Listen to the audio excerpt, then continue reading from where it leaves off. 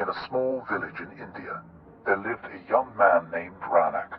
He was a hard-working individual who dedicated most of his time to earning money and satisfying his desires.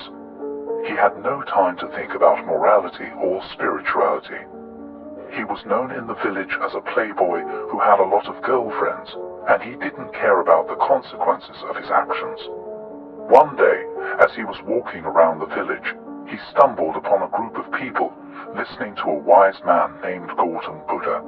He had heard about Buddha, but had never really paid attention to what he had to say. This time, however, he felt compelled to listen to the wise man's words. Buddha was speaking about the importance of living a life of morality and spirituality. He talked about the consequences of our actions and how they affect us not only in this life, but also in the next. Ranak was intrigued by Buddha's words and decided to listen more carefully. As Buddha finished his speech, he noticed Ranak standing among the crowd. He walked towards him and asked him his name. Ranak told him his name and shared his story with Buddha. He told Buddha about his carefree lifestyle and his addiction to sex. Buddha listened to Ranak's story patiently and then said, "Ranak, you are wasting your sperm. Every time you engage in sexual activity, you waste a precious resource that could be used to create life. You are not only harming yourself, but also the potential lives that could be created from your seed." Ranak was taken aback by Buddha's words. He had never thought of his sperm as a precious resource. He asked Buddha, "What shall I do then? Shall I stop having sex altogether?" Buddha smiled and replied, "No, Ranak.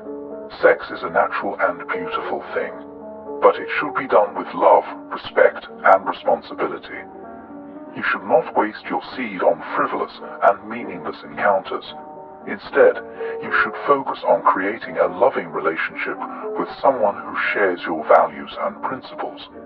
Ranak was inspired by Buddha's words. He had never thought about sex in such a profound way. He decided to change his ways and started living a more responsible and moral life. He stopped chasing after meaningless relationships and started looking for a partner who shared his values. Months passed, and Ranak had not engaged in sexual activity since he had met Buddha. He felt proud of himself for having the strength to resist his desires. However, he also felt a sense of emptiness and loneliness. He had not been able to find a partner who shared his values, and he started to doubt whether he would ever find true love. One day, as he was walking around the village, he stumbled upon a woman who was struggling to carry a heavy load. Ranak rushed to her aid and helped her carry the load. As they walked together, they started talking and getting to know each other. Ranak was pleasantly surprised to find out that the woman shared his values and principles. They both felt a connection and decided to start a relationship.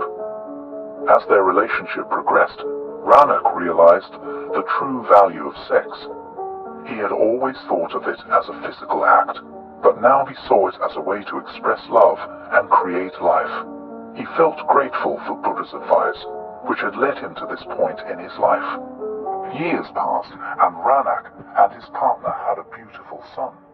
They raised him with love, respect, and responsibility, instilling in him the same values and principles that Ranak had learned from Buddha. Ranak felt grateful for his life and knew that he had made the right choice by listening to Buddha's advice. Ranak continued to listen to Buddha's teachings and attended his lectures regularly. He learned about the Four Noble Truths and the Eightfold Path, and he tried to apply these principles to his everyday life. He realized that living a life of morality and spirituality was not an easy task, but it was the only way to find true happiness